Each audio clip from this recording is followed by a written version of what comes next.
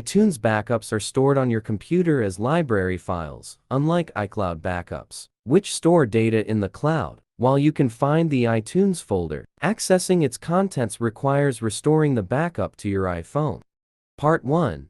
Preparing for iTunes deletion. Backup iOS devices to a computer. We recommend Mobikin Assistant for iOS. This reliable software works seamlessly on Windows and Mac, allowing you to easily backup and restore all or selected data from your iOS device with just one click.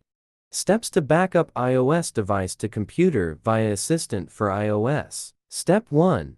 Connect your iOS device to computer. Step 2. Select files to backup. Step 3. Complete the backup. Part 2. How to delete iTunes backup on Windows. Way 1. Delete backup on iTunes directly. Open iTunes on your PC. Go to Edit Preferences Devices. Select Backups to delete. Click Delete Backup to confirm. Way 2. Delete backup on iTunes from the application folder. Find iTunes backups on Windows. User's username AppData roaming. Apple Computer MobileSync backup. Delete as before.